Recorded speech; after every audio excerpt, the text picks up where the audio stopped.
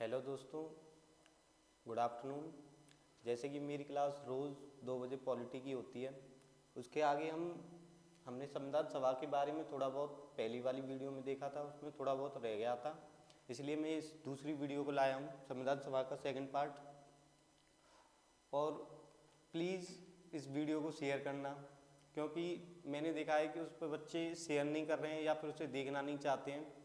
पढ़ाई से रिलेटेड चीज़ों को थोड़ा कम प्यार मिलता है, मुझे भी पता है, लेकिन शुरुआत है, आपकी सपोर्ट से सब कुछ होगा। प्लीज़ इसे शेयर करें, कमेंट करें, इस पर लाइक करें। हम आगे बढ़ते हैं। ये सुविचार एक थॉट आपके लिए, स्पेशल स्टूडेंट्स के लिए। किसी भी सलाह से रास्ते ज़रूर मिलते हैं, पर मंजिल तो खुद ही मेहनत से ही मिलती है। यानी किसी की सलाह से हम सिर्फ रास्तों का पता पाड़ सकते हैं। यानी कोई हमें टीचर ये बता सकता है कि तुम्हें इतनी तैयारी करनी है, ये करना है। मेहनत हमें खुद करनी है, तैयारी भी हमें खुद करनी है, सब कुछ हमें करना है। वो रातों का संघर्ष वो आपको ही देखना है। हम तो सिर्फ आपको पढ़ा सकते हैं, एक मार्गदर्शन दे सकते हैं, बाकी सब आपको खुद करना है। हम आगे बढ़ते हैं अपनी वीडियो में। ये संविधान सभा के बारे में मैंने आपको कल बताया कि 26 जनवरी 1950 को संविधान पूरी तरह से लागू हो गया था हमारा। 26 जनवरी का ही दिन हमने क्यों चुना? क्योंकि जवाहरलाल नेहरू ने उससे पहले एक बार 26 जनवरी को थोड़ा बहुत उसके बारे में बताया था हमें कि संविधान हम कैसे बनाएंगे या फिर कैसे हमारा संविधान कार्य करेगा, उसके बारे में। इसलिए हम 26 जनवरी हमारे संविधान सभा के लोगों ने चुना 26 जनवरी को। अब संविधान सभा के जो कार्य हैं, उन्होंने उस टाइम पर जैसे संविधान बन रहा था तब शासन कैसे करते थे, यानी भारत कैसे चल रहा था, तो उसका थोड़ा बहुत कार्य है। जैसे कि संविधान सभा ने क्या क्या कार्य किए या फिर उसकी समितियां क्या थीं, वो आपको मैं पढ़ाता रहूँगा, आप नोट करते रहना। संविधान सभा के जो कार्य थे, पहला कार्य था कि स्वतंत्र भारत की पहली संसद के रूप में कार्य कर रही थी संविधान सभा। 22 जुलाई 1947 को उन्होंने राष्ट्रीय ध्वज जो हमारा झंडा है उसको अपनाया था। उसके बाद 22 जनवरी या 24 जनवरी है, 24 जनवरी 1950 को नेशनल एंथम और नेशनल सॉन्ग है जो हमारे, उनको अपनाया था उन्होंने। 26 जनवरी 1950 को राष्ट्रीय चिन्ह या राष्ट्रीय प्रतीक हैं जो, उन्हें अपनाया था।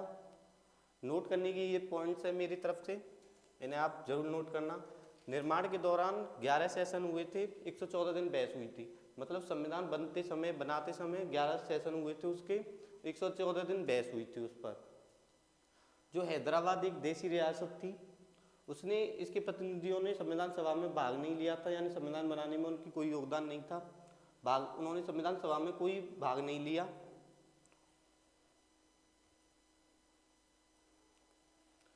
भारतीय संविधान में जो अभी यूपी पुलिस में, मैंने उस दिन आपको भी बताया था कि यूपी पुलिस में एक क्वेश्चन आया था कि संविधान सभा में जो कला चित्रों से या बॉर्डर जिसने भी बनाया था वो कौन थे। संविधान सभा में कला चित्रों का काम नंदलाल बसु और उनके स्टूडेंट्स ने किया था। मतलब नंदलाल बसु ने उस पर आउटलाइन यानी कला चित्रों से उसे सजाया था, जो कि आकर्षक लगे, हमारा संविधान और भी सुंदर लगे। इसके लिए नंदलाल बसु ने और उनके स्टूडेंट्स ने ये कार्य किया था। मतलब नंदलाल बसु उस टाइम क्या करते थे, मतलब नंदलाल बसु का कार्य क्या था उस टाइम? वो उस टाइम शांति निकेतन के कला भवन के प्रधानाचार्य थे। ये मैंने एक इम्पोर्टेंट चीज़ और रखी है, क्योंकि जब उसने ये पूछा है तो क्या पता ये भी पूछ ले, इसलिए हमें थोड़ा आगे चल के चलना है, एग्जामिनर की सोच से भी थोड़ा आगे। उस समय शांति निकेतन के कला भवन के प्रधानाचार्य थे वो। और जन्म उनका बिहार में हुआ था, मुंगेर जिले खड़गपुर शहर में, मुंगेर जिले खड़गपुर शहर में।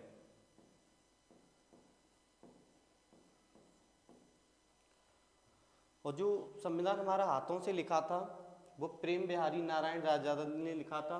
उससे कुछ पहले ये प्रेम्बल वाला है जो प्रेम्बल को डिजाइन किसने किया था? हमारी जो प्रेम्बल संविधान जवाहरलाल नेहरू ने थर्ड सिटिंग में दी थी, उसको डिजाइन किसने किया था? राम मनोहर सिन्हा ने किया था।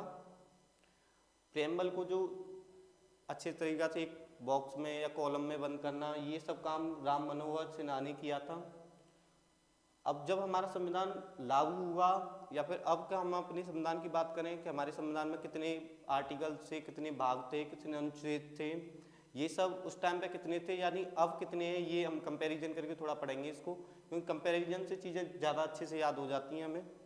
आर्टिकल की बात करें, उस टाइम पर 395 आर्टिकल जो 26 जनवरी को लागू हुए थे, और 465 अब प्लस हैं, यानी 465 से ऊपर ही हैं हमारे वर्तमान में आर्टिकल।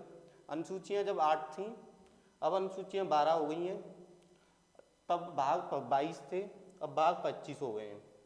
यानी संविधान में आए दिन आपको पता ही है कि संशोधन होते रहते हैं, उसी संशोधन की प्रक्रिया के कारण जो आर्टिकल हैं वो भी बढ़ गए, 465 हो गए, अनुसूचियाँ भी 8 से 12 हो गई, भाग 22 से 25 हो गए, ये नोट करिएगा आप,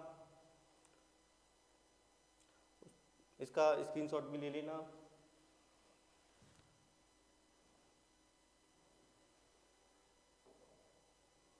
ये भी है एक जो स्क्रीनशॉट।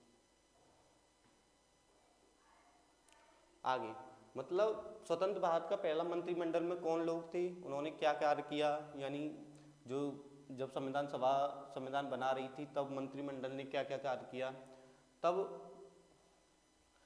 पंडित नेहरू हमारे प्रधानमंत्री का पद संभाल रहे थे, राष्ट्रमंडल का जो कार्य कर रहे थे, अब वो बाद में देखें।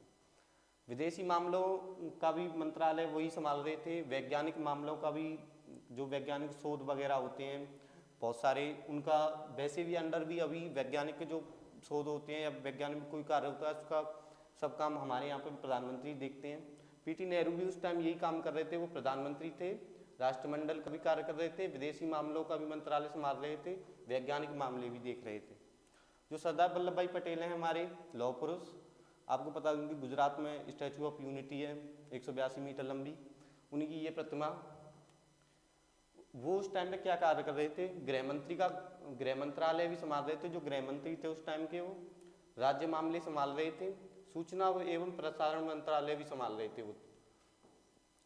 सरदार वल्लभ भाई पटेल के ये मुख्य मुख्य कार्य मैंने लिखे हैं, जो कि जैसे वो गृह मंत्री, राज्य मामले, सूचना एवं प्रसारण मंत्रालय, ये सारे मंत्रालय संभाल रहे थे। राजेंद्र प्रसाद हमारे जो संविधान सभा के हेड थे, यानी अध्यक्ष थे परमानेंट, वो क्या क्या कर रहे थे उस टाइम पर।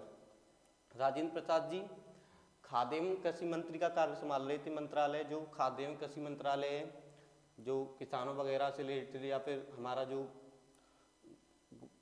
अनाज बनाज से रिलेटेड होता है उसका मंत्रालय संभाल रहे थे। अब अबुल कलाम आज़ाद जी उस टाइम शिक्षा मंत्री थे, शिक्षा मंत्रालय संभाल रहे थे। जॉन मथाई रेलवे एवं परिवहन मंत्री थे। बलदेव सिंह रक्षा मंत्री थे। राजकुमारी अमृता कौर स्वास्थ्य मंत्री थी। राजकुमारी अमृता कौर स्वास्थ्य मंत्री थी। जगजीवन राम ये श्रम मंत्री थे उस टाइम। BR अम्बेडकर विधि मंत्री थे। इसको थोड़ा याद करने की मैं शॉर्ट ट्रिक बताता हूँ, यानी इसको थोड़े अच्छे से याद हो जाए आपको। उसके लिए जैसे हम अब हमें तो पता ही है, पीटी नेहरू ने तो शुरुआत से ही जो 1951 में चुनाव हुए थे उसके बाद से ही प्रधानमंत्री का पद संभाला है। प्रधानमंत्री के कार्य और भी बहुत सारे हैं, जैसे राष्ट्रमंडल, विदेशी मामले, वैज्ञानिक मामले देख रहे थे। ये अब भी यही सब काम प्रधानमंत्री करते हैं।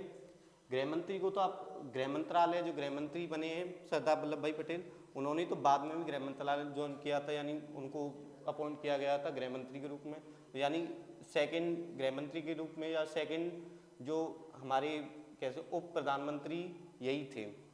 राजेंद्र प्रसाद खाद्य मंत्रालय, राजेंद्र एक नाम में भी अच्छा सा लगता है कि खाद्यवाद के बारे में, यानी कृषि मंत्री हो सकते हैं। अब्दुल कलाम आज़ाद हमें शिक्षा के लिए किया गया था। ये थोड़ी तो शॉर्ट ट्रिक है मेरी कि कलाम जी ने हमें कलम से लिखना सिखाया, यानी कलम के द्वारा हमें शिक्षा मिली या शिक्षा मंत्री बने वो। जॉन मथाई मतलब जो जैसे दही वगैरह या फिर उसको मथ के हम जब जो हमारे माखन निकलता है उसका रेलवे, जैसे रेलवे को एक तरह से कह सकते हैं हमारा भारत में घूमने का एक वो है, यानी भारत में ट्रैवलिंग का सबसे अच्छा साधन है ये रेल के द्वारा। तो जॉन मथाई एक तरह से भारत को मात रहे थे या मथ रहे थे, उस प्रकार से रेल जिस प्रकार पूरे भारत में घूमती है, ऐसे ही जो मशीन है या फिर जो हम जिसके द्वारा अपने दही को मापते हैं उसके द्वारा रेल उस प्रकार से घूम रही थी। मेरा ये शॉर्ट ट्रिक है, आपकी जैसे भी हो आप जैसे पढ़ सकते हैं, मेरी ये है। बलदेव सिंह रक्षा मंत्री थे, यानी जो अब रेल वेल का काम हो गया उसके बाद हमें रक्षा भी चाहिए, क्या पता बाहरी आक्रमण हो जाए या कुछ और, जो सेनाओं का प्रमुख होगा रक्षा मंत्री, उसका कार्य ये बलदेव सिंह संभाल रहे थे। राजकुमारी अमृता कौर यानी अमृत की बात की जा रही है, अमृता कौर तो यानी स्वास्थ्य मंत्री थी वो उस टाइम की। अमृत पीने से स्वास्थ्य अच्छा होता है या फिर हम अमर हो जाते हैं, उस प्रकार स्वास्थ्य मंत्री थी। जगजीवन राम, जीवन बिना श्रम की यही नहीं चल सकता, इसलिए ये श्रम मंत्री थे। बी आर अम्बेडकर जो हमारे बाबा साहब भीमराव अम्बेडकर हैं, वो विधि मंत्री थे उस टाइम। एक स्लाइड मेरे पीछे छूट गई है शायद, हाँ ये अन्य महत्वपूर्ण समितियां, मतलब उस टाइम पे जो समितियां थी उनके कौन कौन अध्यक्ष थे, यानी कौन कौन सी समिति किसके पास थी, उसके बारे में हम बात करेंगे। जैसे संचालन समिति थी, संचालन समिति डॉक्टर राजेंद्र प्रसाद के पास थी, जो राजेंद्र प्रसाद वो संचालन मंत्री के कार्य कर रहे थे। संघीय संविधान समिति पंडित नेहरू के पास थी।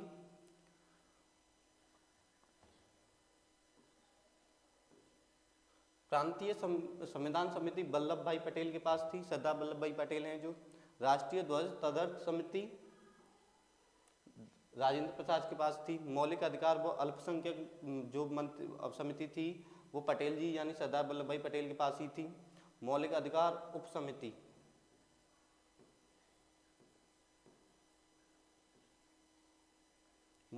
उप समिति जेबी कृपलानी के पास थी। अल्पसंख्यक उप समिति थी जो एस सी मुखर्जी के पास थी। ये डायरेक्ट क्वेश्चन भी उठा के पूछ लेता है एग्जामिनर हमसे कि मौलिक अधिकार वाला अल्पसंख्यक समिति किसके पास थी, जैसे पटेल जी के पास थी, या फिर हम कहते हैं राष्ट्रीय ध्वज एवं तदर्थ समिति झंडा समिति के जो अध्यक्ष थे या समिति के अध्यक्ष राजेंद्र प्रसाद के पास थी वो। ये संविधान के जो स्रोत हैं थोड़े थोड़े मैंने आपको कराया उन्हें, आप इसका जो रह गया था उसका थोड़ा स्क्रीनशॉट खींच सकते हैं या फिर मैं दोबारा इसे पढ़ा देता हूँ एक बार। जो संचालन समिति थी उसको राजेंद्र प्रसाद जी हेड कर रहे थे। संघीय संविधान समिति पंडित नेहरू जी। प्रांतीय संविधान समिति वल्लभ भाई पटेल थे। राष्ट्रीय ध्वज एवं तदर्थ समिति राजेंद्र प्रसाद जी थे। मौलिक अधिकार व अल्पसंख्यक समिति पटेल जी, सरदार भाई वल्लभ पटेल जी। मौलिक अधिकार उप समिति जेबी कृपलानी जी। अल्पसंख्यक उप समिति एस सी मुखर्जी। ये सब समितियों के बारे में मैंने लिखा है, इसे आप स्क्रीनशॉट खींच सकते हैं।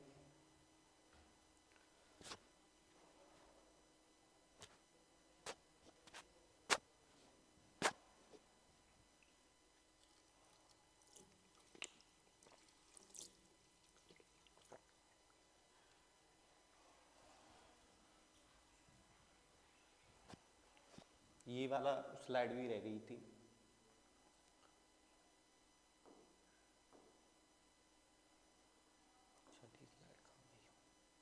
हाँ ये वाली स्लाइड, इसका भी आप स्क्रीनशॉट खींच लीजिए और मेरी शॉर्ट ट्रिक को थोड़ा याद रखना, जो याद करने में आपकी मदद भी करेगी उसके बारे में ये थोड़ा बहुत, उसे आप इसका भी स्क्रीनशॉट खींच लीजिए।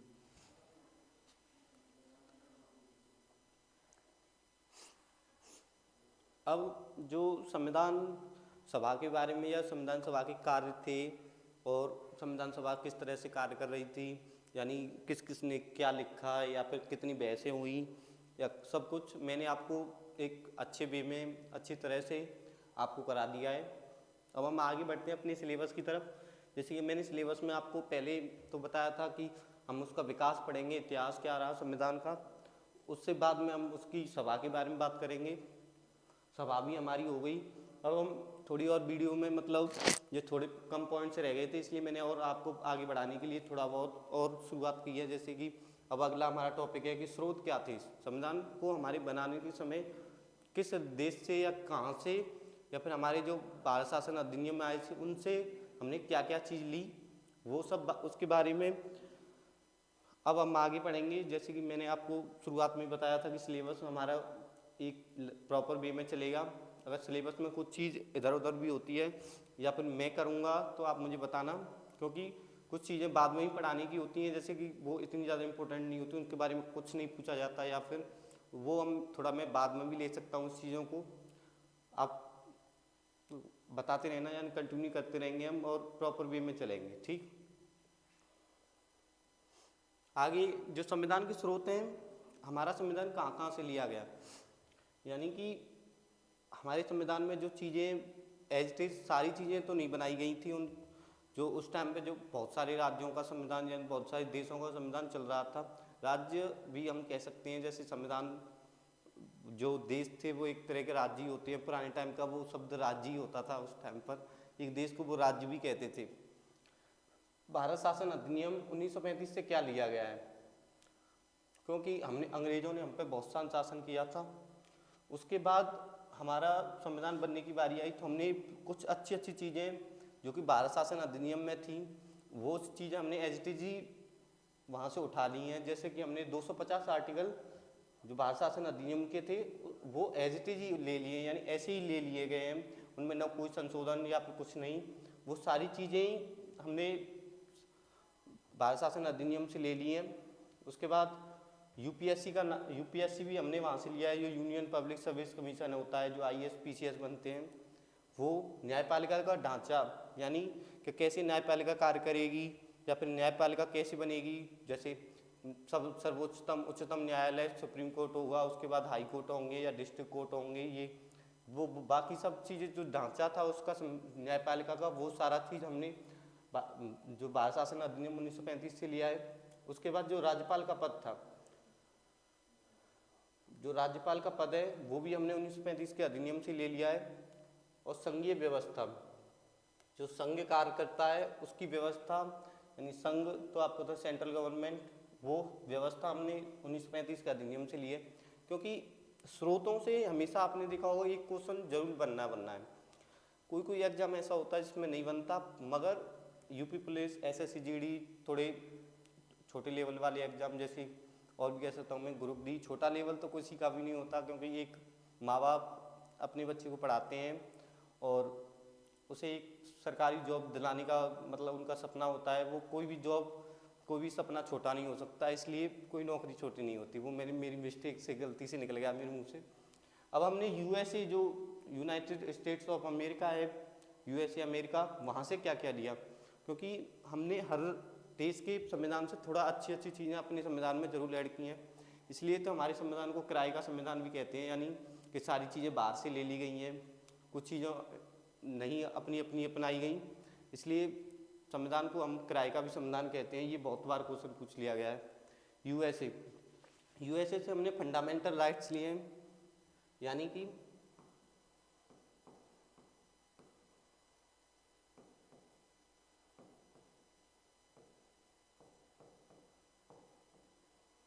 मौलिक कर्तव्य हमने यूएसए से लिए हैं। प्रस्तावना का मॉडल, जो जैसे प्रस्तावना जो 104 रूप से है, जो मॉडल है उसका, वो हमने यूएसए से लिया है। न्यायपालिका की सर्वोच्चता, यानी न्यायपालिका स्वतंत्र एवं सर्वोच्च होगा, मतलब हमारे यहाँ पे न्याय सबसे ऊपर रखा गया है, जो न्याय ना ही किसी संसद के अनुसार कार्य करेगी न्यायपालिका, नहीं, वो सर्वोच्च है, स्वतंत्र है, वो सारे काम खुद से करेगी, इसलिए तो न्यायपालिका न्यायिक पुनरावलोकन उसी का है, यानी कि वो अपने न्याय पर जो उन्होंने अपना रिजल्ट दे दिया किसी भी इशू पर या फिर किसी केस पर, वो न्यायिक पुनरावलोकन कर सकती है, यानी दोबारा सोच सकती है उस पर, दोबारा से अपना दूसरा बयान या दूसरा न्याय दे सकती है उस पर। न्यायिक सक्रियता तो आपको पता है कि हमारी न्यायपालिका कितनी सक्रिय है, हर कानून जो हमारे लिए हित में ना हो उसको 1 मिनट में कैंसिल करा सकती है संसद को दोबारा उस कानून में, यानी कि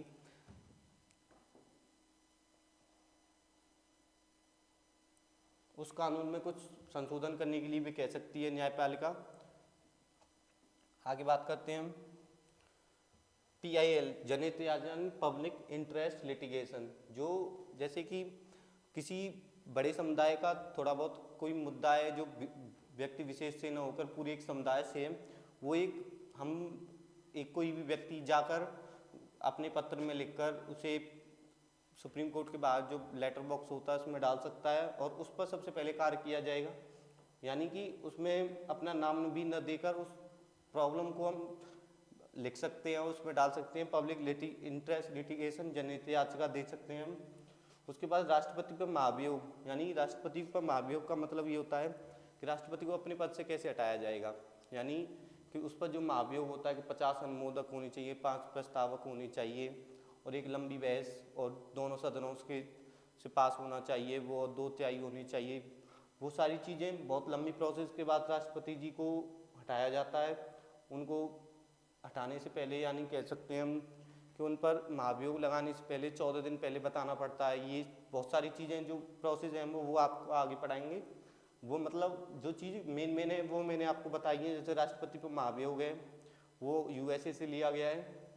छठा, जो राष्ट्रपति जी हैं वो तीनों सेनाओं के सर्वोच्च होते हैं। मतलब राष्ट्रपति जी तीनों हमारे थल, नभ और जल तीनों की हेड हैं, तीनों की संचालन उनके अनुसार। मतलब वो कह सकते हैं कि जब कोई भी युद्ध होता है तो एक तरह से नेतृत्व ये भी कर सकते हैं, यानी कि उसका जो बागडोर है वो भी संभाल सकते हैं राष्ट्रपति जी।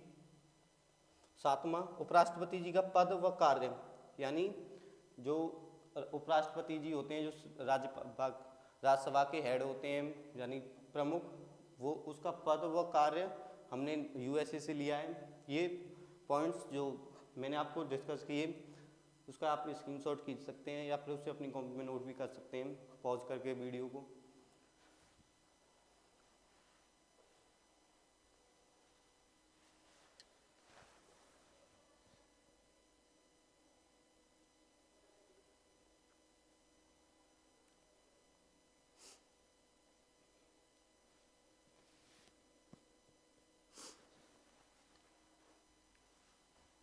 और थोड़ी चीज़ों पर आगे डिस्कशन करते हैं, स्रोतों के बारे में और किस राज्य किस देश से क्या क्या चीज़ ली गई है। जो लिखित संविधान, और हाँ ये 2-3 पॉइंट्स और यूएसए से रह गए हैं आपके, कि हमने लिखित संविधान जो यूएसए का मैंने आपको बताया 1794 सबसे पहला लिखित संविधान था, सबसे छोटा भी कह सकते हैं हम उसे, वो यूएसए का संविधान था, लिखित संविधान है उसका। हमने लिखित चीज़ें जो ली हैं, मतलब लिखित रूप में हमें अपना संविधान बनाना, ना कि मौखिक रूप में जैसे कह सकते हैं हम ब्रिटेन का संविधान है जैसे, उस प्रकार हमने लिखित संविधान के जो ढांचा है वहाँ से यूएसए से लिया है। और सुप्रीम कोर्ट और हाई कोर्ट के जो न्यायाधीश हैं उनके पद से हटाने की प्रक्रिया क्या होगी। मतलब जो सुप्रीम कोर्ट और हाई कोर्ट के जो पद हैं यानी न्यायाधीश हैं, हेड भी कह सकते हैं हम न्यायाधीश, जो सबसे सर्वोच्च न्यायालय के न्यायाधीश होता है मुख्य न्यायाधीश, उसको हटाने की, या फिर और भी अन्य न्यायाधीश होते हैं उनको हटाने का जो पद से प्रक्रिया है वो हमने यूएसए से लिए। 10वां पॉइंट है कि संरक्षण का अधिकार, यानी कानून के सामने जो संरक्षण का अधिकार है, हमें जो समान जो संरक्षण का अधिकार है वो भी हमने यूएसए से लिया है। यूएसए से हमने बहुत इम्पोर्टेंट चीज़ें ली हैं, इसलिए आप यूएसए से तो जरूर याद कर लेना इसे एक ढंग से वे में, एक अच्छे वे में। उसे एक बार मैं आपको दोबारा से रिपीट करा दूंगा इसे, क्योंकि थोड़ा अपनी तरीके से जो मैंने याद किया है उस तरीके से मैं आपको बता दूंगा। जापान से हमने एक विधि द्वारा स्थापित प्रक्रिया ली है, मतलब एक नियमबद्ध तरीके से कैसे हमने प्रक्रिया को स्थापित करना है वो चीज़ हमने जापान से ली है। फ्रांस से हमने गणतंत्र, यानी देश का जो प्रमुख निर्वाचित होगा, यानी राष्ट्रपति प्रथम नागरिक होते हैं वो निर्वाचन होके आएगा, न कि ब्रिटेन की तरह से हमारा जो वहाँ पर राजा पद दरबार होता है, जैसे कि उसका बेटा हो जाएगा या फिर उसकी पत्नी हो जाएगी या कोई रानी हो जाएगी, ऐसे नहीं होगा। हमारे यहाँ पे जो गणतंत्र का मतलब होता है कि जो सर्वोच्च होगा वो भी चुन के आया करेगा। और उसके बाद स्वतंत्रता, समानता और बंधुत्व हमने वहाँ से लिया है, फ्रांस से। एक बार मैं आपको पीछे से रिपीट करा देता हूँ उसे, मुझे लगता है थोड़ा अच्छा रहेगा, क्योंकि यूपीएससी के बारे में बात करेंगे फिर हम 250 आर्टिकल तो ऐसी के ऐसी संविधान संशोधन जो भारत शासन अधिनियम 1935 से ले लिए गए हैं। यूपीएससी का मतलब है union public service commission. UPSC न्यायपालिका का ढांचा, राज्यपाल का पद, संघीय व्यवस्था, ये चीज़ें यूपीएससी का मतलब तो आपको मैंने बताया। आईएएस एक तरह से हम कह सकते हैं, शॉर्ट ट्रिक में पढ़ें यूपीएससी, एससी, यहाँ से हम देख सकते हैं एससी मतलब सुप्रीम कोर्ट, न्यायपालिका का जो ढांचा, एससी न्यायपालिका का ढांचा, राज्यपाल,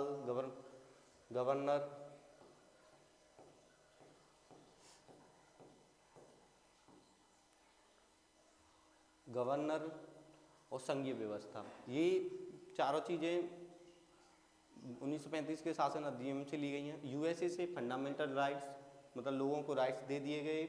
उसके बाद प्रस्तावना का मॉडल आ गया, न्यायपालिका की सर्वोच्चता, और पीआईएल जनहित याचिका कोई भी व्यक्ति डाल सकता है, राष्ट्रपति पर महाभियोग, राष्ट्रपति तीनों सेनाओं का प्रमुख होगा, उपराष्ट्रपति का पद व कार्य। एक लय में हम बात करेंगे तो थोड़ा अच्छा हमें याद हो जाएगा। जो लिखित संविधान है वहाँ से लिया गया है लिखित। एससी व एससी मतलब सुप्रीम कोर्ट और हाई कोर्ट के जो न्यायाधीश को हटाने की प्रक्रिया भी वहाँ से ली गई है। और संरक्षण का अधिकार, कानून के समान संरक्षण का अधिकार वहाँ से लिया गया है। जापान से विधि द्वारा स्थापित प्रक्रिया। फ्रांस से गणतंत्र, यानी कि जो हमारा प्रमुख होगा वो निर्वाचित होकर आएगा। दूसरा स्वतंत्रता, समानता, बंधुत्व, ये शब्द वहाँ से लिए गए हैं। आप इनका पीछे वाले का स्क्रीनशॉट खींच लीजिए, या फिर खींच लिया हो तो आपने एक बार मौका।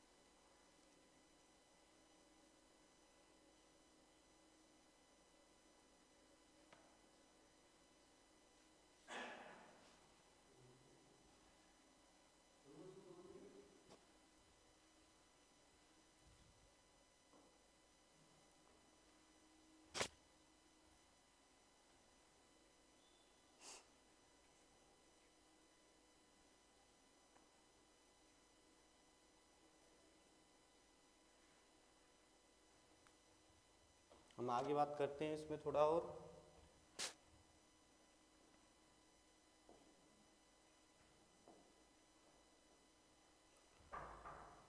हमारा 5वां पॉइंट, यानी कि साउथ अफ्रीका से हमने क्या लिया है।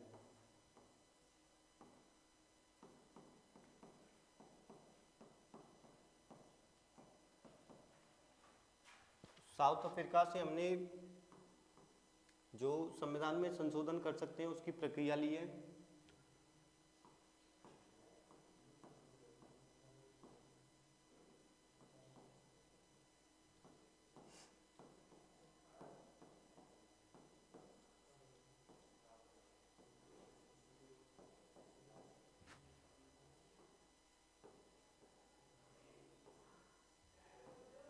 और दूसरी चीज़ हमने जो राज्यसभा में जो सदस्य होते हैं उनका निर्वाचित कैसे होंगे उसकी प्रक्रिया भी हमने साउथ अफ्रीका से ली है।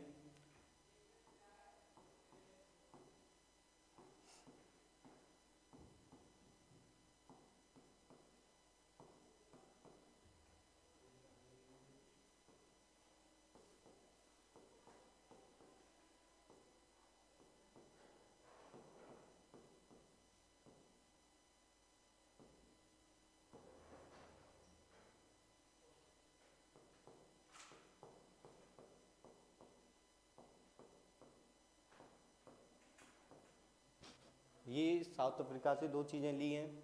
इसे भी हम एक लय से में पढ़ेंगे, यानी कह सकते हैं थोड़ा अच्छे वे में पढ़ेंगे तो हमें ज़रूर याद हो जाएगी। जैसे कि ये तो बहुत कुछ बार एग्जामों में आया है कि साउथ अफ्रीका से हमने क्या लिया है। साउथ अफ्रीका से हमने संविधान संशोधन की जो प्रक्रिया है, किस प्रकार से संविधान संशोधन हुआ, वो चीज़ हमने साउथ अफ्रीका से ली है। राज्यों मतलब राज्यसभा में जो निर्वाचित होकर सदस्य आते हैं उनके निर्वाचन की प्रक्रिया क्या होगी, वो चीज़ हमने साउथ अफ्रीका से ली है। उसके बाद हम कनाडा की बात करें आप इस थोड़ा करिए इसे।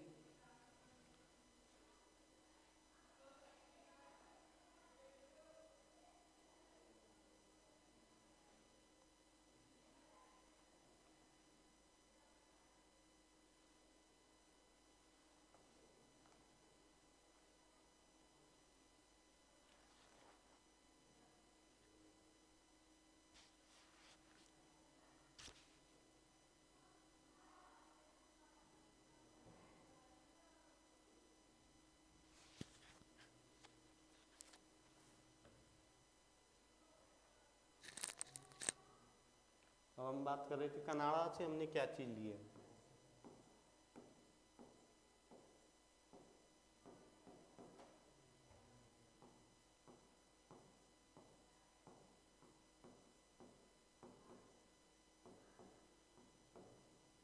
यानी कि जो केंद्र होगा, जो केंद्र सरकार होगी वो हमारी सर्वोच्च होगी।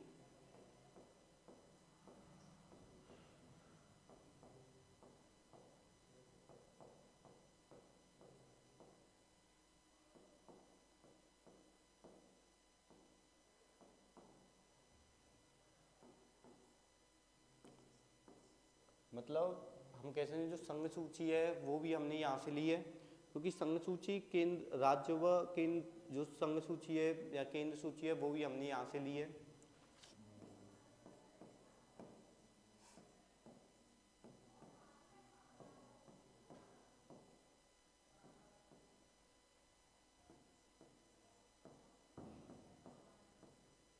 और जो राज्यपाल नियुक्त होते हैं वो भी केंद्र करेगा, ये भी हमने यहाँ से लिया है।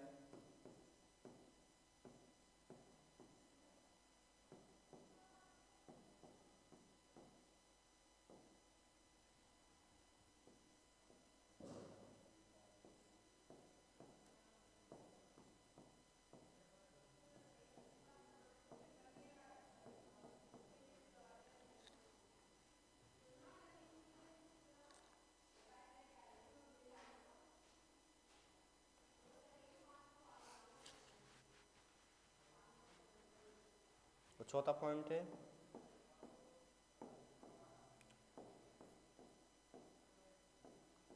केंद्र के पास अवशिष्ट शक्तियां हैं जो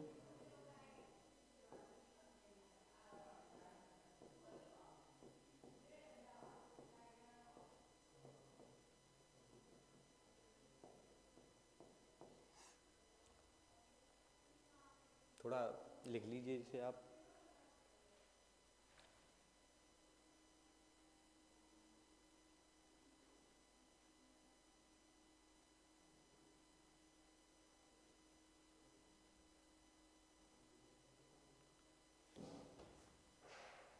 आगे बात करें हम इसमें, हमने रसिया से क्या लिया है। रसिया मतलब रूस।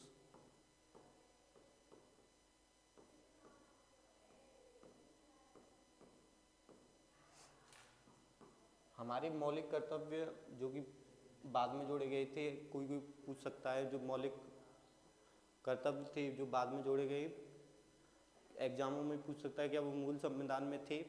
इसका आंसर हुआ नहीं, क्योंकि मूल संविधान में सिर्फ मौलिक अधिकार थे, कर्तव्य वो हमारे बाद में जोड़े गए। तो 42वें संविधान संशोधन के ज़्यादा जो कि 1976 में हुआ था, वो संशोधन मैं कराऊंगा आपको।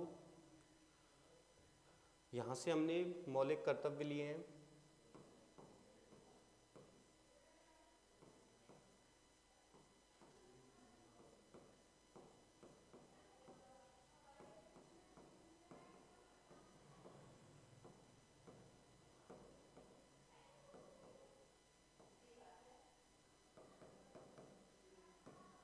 और जो पंचवर्षीय योजनाएं आपको पता है हर 5 साल पे आती थी हमारी, उसको अब चेंज करके हमारे प्रधानमंत्री जी ने नीति आयोग का नाम दे दिया है। अब वो उस जगह पर नीति आयोग कार्य कर रहा है। पंचवर्षीय योजनाएं आती थी वो हमने रूस से ली थी पंचवर्षीय योजनाएं।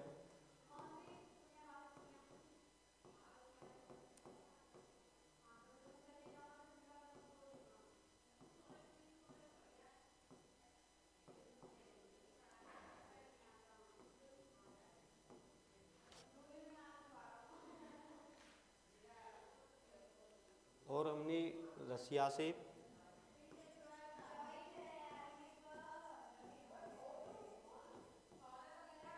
आर्थिक व सामाजिक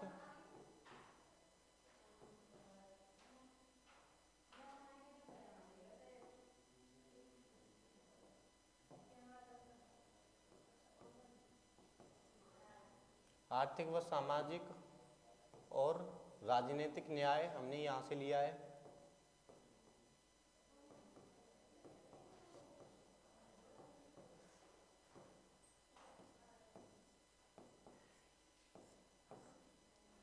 ये आज के जो स्रोतों के बारे में मैंने बात की थी उसमें हम रसिया तक पहुँच गए हैं, यानी कि हमने बहुत सारे देशों से देख लिया है और बाकी सब अगली वीडियो में मैं पढ़ाऊँगा क्योंकि वीडियो ज़्यादा लंबी हो जाएगी, इसलिए। और एक बात मैं इसे दोबारा रिवाइज करा देता हूँ। जो साउथ अफ्रीका है हमारा, साउथ अफ्रीका से हमने संविधान संशोधन की प्रक्रिया ली है और राज्यसभा में जो निर्वाचन होकर सदस्य आते हैं जो उसकी प्रक्रिया है वो हमने साउथ अफ्रीका से ली है। कनाडा से हमने अर्ध संघीय सरकार या केंद्र की जो सर्वोच्चता है या केंद्र हमारे राज्यों से सर्वोच्च होगा उसके पास जा शक्तियाँ होंगी, वो हमने कनाडा से लिया है। राज्य व केंद्र सूची भी हमने वहाँ से ली है।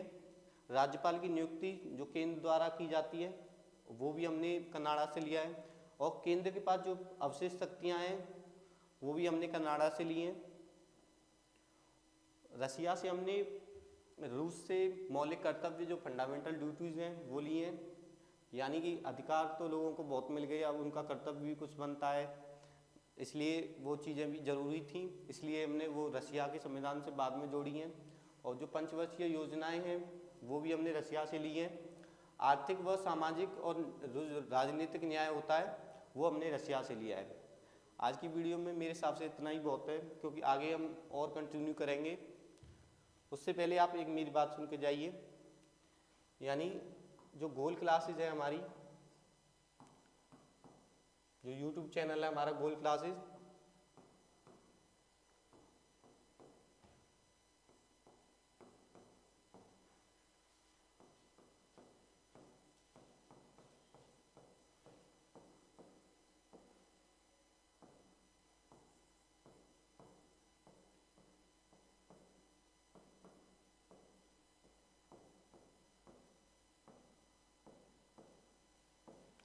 प्लीज़ इसे लाइक करें, शेयर करें, सब्सक्राइब करें और कमेंट जरूर करें। कमेंट से हमें आपको पता चलेगा कि किस चीज़ में हमें और सुधार की ज़रूरत है, क्योंकि आपकी कमेंट्स हमें बताएंगी कि किस चीज़ में और हमें क्या इम्प्रूवमेंट करना है, इसलिए आप हमें बताते रहिए। या कोई कमी होगी वो कमेंट्स करके आप मुझे बता सकते हैं या हमारी टीम को, वो टीम हमें बता सकती है कि क्या क्या चीज़ की और हमें इम्प्रूवमेंट करना है। आज की वीडियो में इतना ही, धन्यवाद।